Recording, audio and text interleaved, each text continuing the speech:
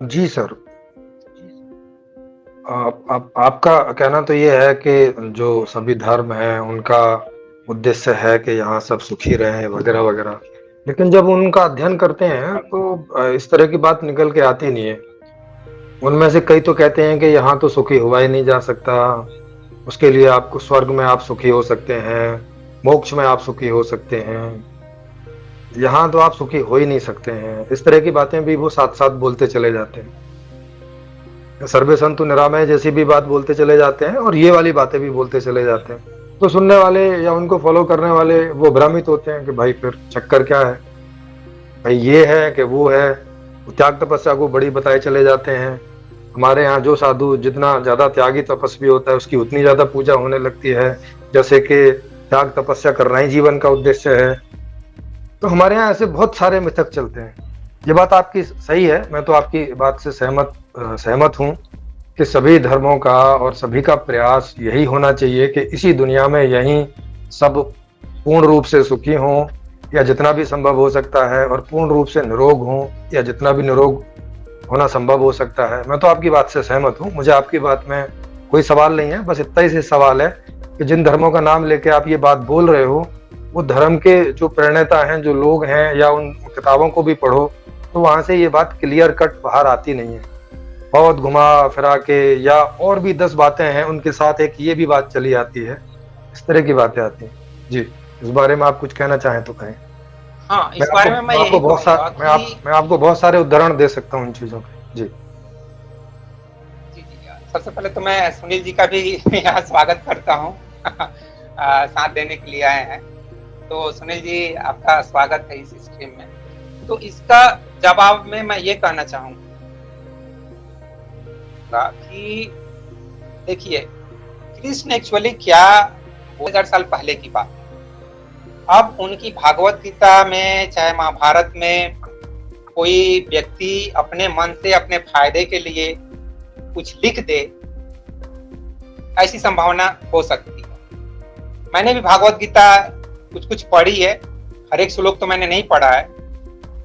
तो इस बारे में मैं यही कहूंगा, जो भी दर्शक सुन रहे हैं, कि आप उन पुरानी पुस्तकों में जो कुछ भी लिखा है सब कुछ उसको सत्य मत मानिए, उतना ही सत्य मानिए जितना आज का साइंस हमें कहता है कि इतना ही बातें सच है। कहने का मतलब सीधे अर्थों में कि धर्म और अध्यात्म की जितनी भी बातें हैं उसके बारे में हमको इन्वेस्टिगेट करने की जरूरत है, कुछ रिसर्च करने की जरूरत है। जैसे कि कृष्ण आत्मा की बात करते हैं, वो कहते हैं कि हमारा आत्मा उसी तरीके से शरीर को छोड़ देती है जैसा हम वस्त्र बदलते हैं। तो इस बात को सिंपली एक्सेप्ट मत कर लीजिए कि अरे कृष्ण भगवान ने बोला है, इसको हमको आंख बंद करके एक्सेप्ट कर लेना चाहिए। नहीं, वो चीज आपको खुद अनुभव करने की जरूरत है। आप मरते समय कम से कम अनुभव करने की कोशिश कीजिए। अपने अपने विल पावर को, अपने माइंड को इतना स्ट्रांग बनाइए, यस जब मैं मरूंगा कम से कम तब मैं इस चीज को अनुभव करूंगा। लेकिन ये नहीं हो पाएगा जब तक कि आप जवानी के दिनों से ही हर एक चीज को अनुभव करने की कोशिश नहीं करेंगे। जीवन में एक से एक विकट परिस्थितियां आती है, कभी हिंसा जैसी स्थिति आती है, कभी मतलब दुख, इतना ज्यादा दुखी हो जाते हैं हम। खासकर मैं अपने गरीबी और बेरोजगारी के दिनों को याद करूं तो आज भी मेरे आंख से कभी कभी आंसू आ जाते हैं कि यार कैसे मैं उन दिनों को फेस किया। तो उन दिनों को फेस अगर आप होश पूर्वक करते हैं, आप बिना कोई भ्रामक स्थिति में गए उस चीज को बिना कोई मान्यता को एक्सेप्ट किए करते हैं। जैसे कि हम मान लिए हैं कि हमारे भाग में सब कुछ लिखा हुआ है, इस चीज के मैं बिल्कुल खिलाफ हूँ। मैं बचपन में ये चीज सुनते आया हूँ कि हम, जैसे कि लोग कहते हैं, आज भी आप गांव में जाएंगे तो वहां लोग कहेंगे कि जिसके भाग में अगर भगवान ने लिख दिया दुख, तकलीफ और परेशानी, बीमारी, वो कुछ भी कर ले उसकी दुख और परेशानी दूर नहीं हो सकती।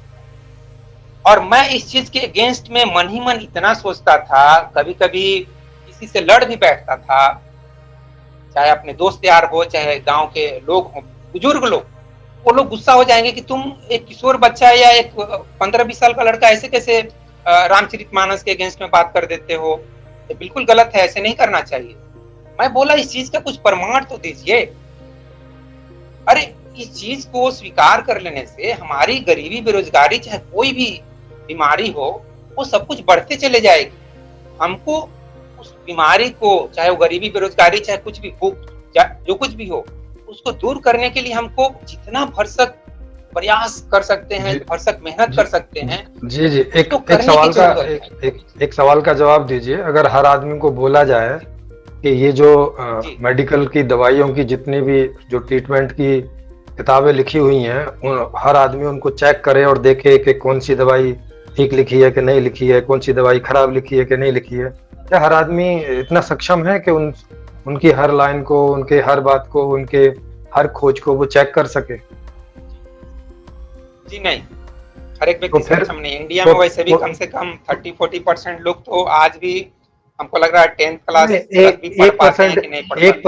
परसेंट भी नहीं सक्षम होंगे। जो पढ़े लिखे इंजीनियर्स भी हैं वो भी कैसे करेंगे मेडिकल का, क्योंकि वो उनका क्षेत्र ही नहीं है। मेडिकल के लोग जो हैं, जो 0.0001% जितने भी होते होंगे, वही चेक कर सकते हैं, वही समझ सकते हैं, उन चीजों को वही समझते हैं। तो वैसे ही अध्यात्म और धर्म के जो जानकार हैं, जिनको उस क्षेत्र का है, वो वही लोग बता सकते हैं कि भाई गीता में ये चीज सही है और ये चीज खराब है।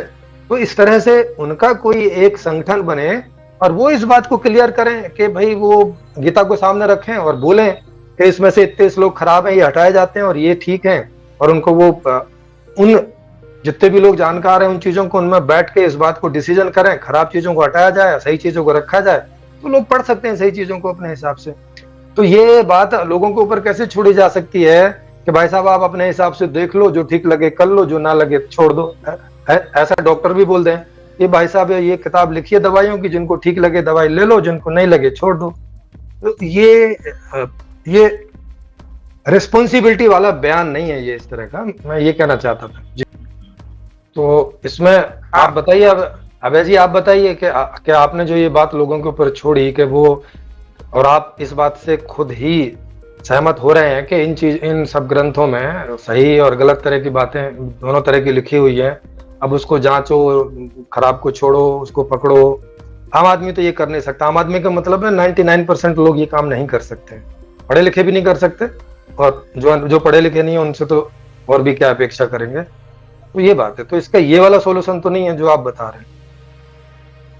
नहीं, मैंने क्या बोला कि हमारा जो अप्रोच होना चाहिए वो साइंटिफिक होना चाहिए, रिसर्च बेस्ड होना चाहिए, इंक्वायरी बेस्ड होना चाहिए। हमको खुद इंटरेस्ट लेना चाहिए। देखिए, हम अगर सब कुछ अपने तरीके से बोलेंगे कि हम जो बता रहे हैं वो परफेक्ट है, मतलब भागवत गीता का जो श्लोक है उसको हम परफेक्ट एक्सप्लेन कर रहे हैं, तो यह भी सही नहीं है। हमको स्पून फीडिंग सिर्फ नहीं करना है, हमको हर एक व्यक्ति पर भी छोड़ना है कि मैं जो कुछ भी बोल रहा हूँ एक दोस्त के नाते बोल रहा हूँ या एक साधारण टीचर के नाते बोल रहा हूँ। मेरा कोई बहुत बड़ा इमेज मत बनाओ। जैसा कि जय कृष्णामूर्ति जी इस चीज को बार बार बोले हैं कि मेरा कोई बड़ा इमेज मत बनाओ।